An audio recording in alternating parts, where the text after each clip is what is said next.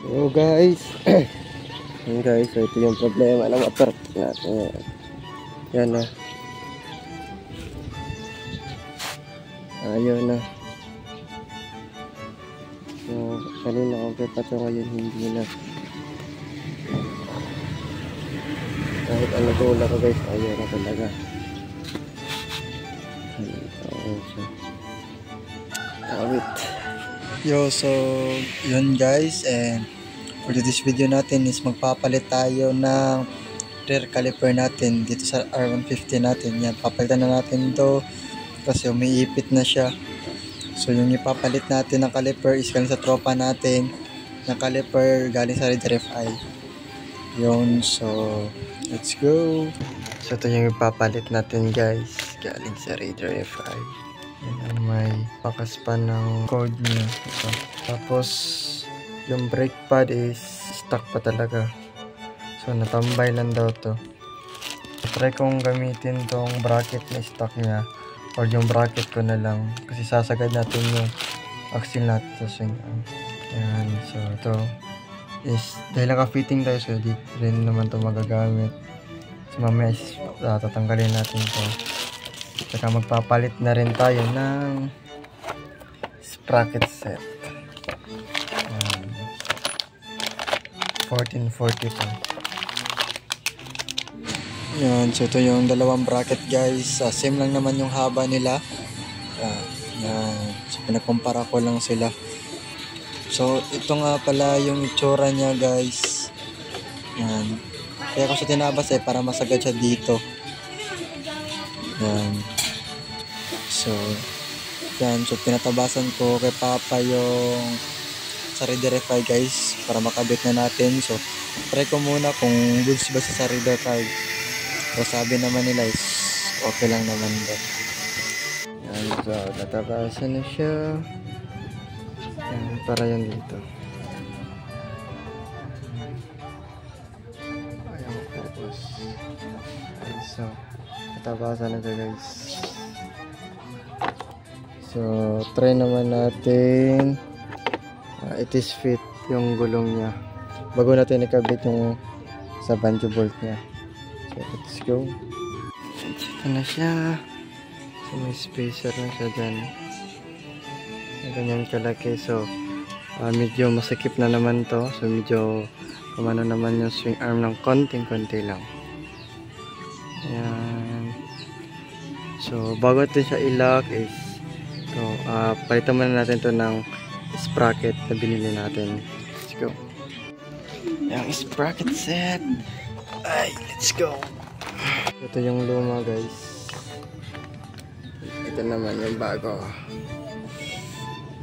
Sobrang kintab. Yan o. Sunben. Ayaw mag-focus. Yan, ang kintab. So ito, bakasin muna natin to. Ito na yung luma. Okay, yung bago. Sana fit. Yun. Fit na fit. Ito natin ang tornilyo.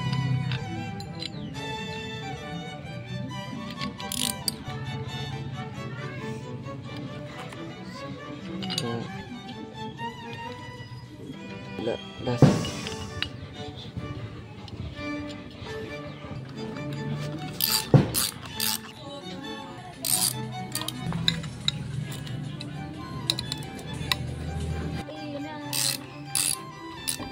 So, kapitan natin guys.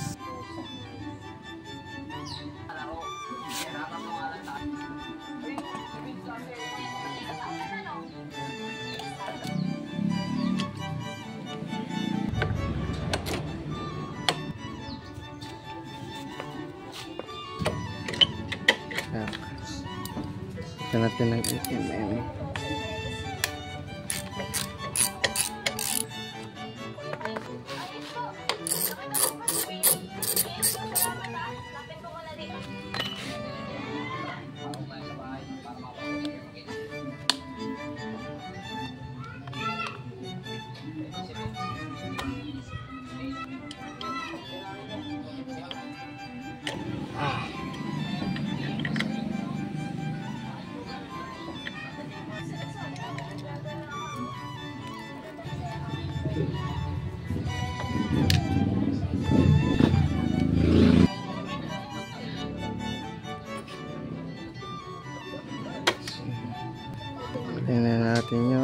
engine sprocket.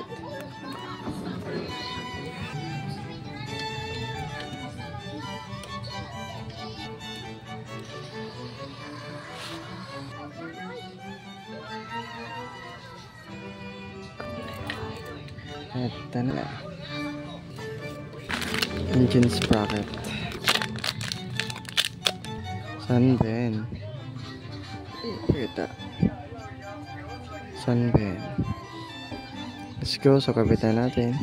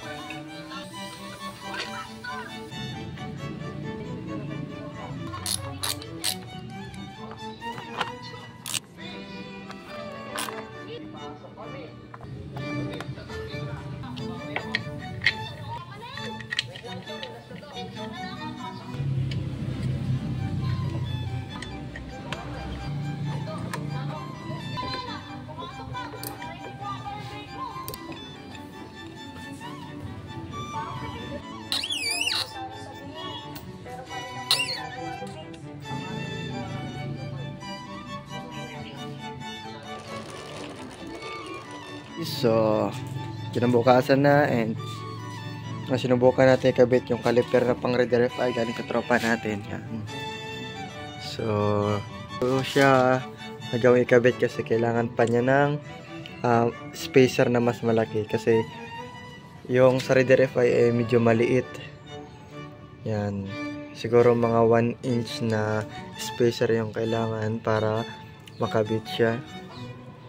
So yung kinabit ko muna yung dati natin caliper sa carb. So napapakpak na yung mga pintura niya dahil napabayaan tong nakabukas. So yung lahat ng brake fluid ay pumunta dito. So dahil walang tubig dun sa pinuntahan namin kasi bumiyahe kami ng Palex, Cebu. So ito yung kinalabasan.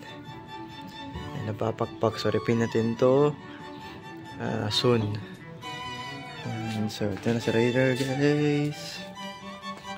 So nakakabit na yung Malaysian plate. Yan o. So pang redirify ito, guys. So pwede naman sa carb. Same bracket lang. Same bracket lang. So inipit lang siya dito sa bracket niya sa headlight cowling. Yan o. So medyo manipis to, guys. So hindi naman siya umiingi pag bumabiyahe. Yan. So nandito na lang yung vlog natin, guys. And see you sa next vlog. Peace.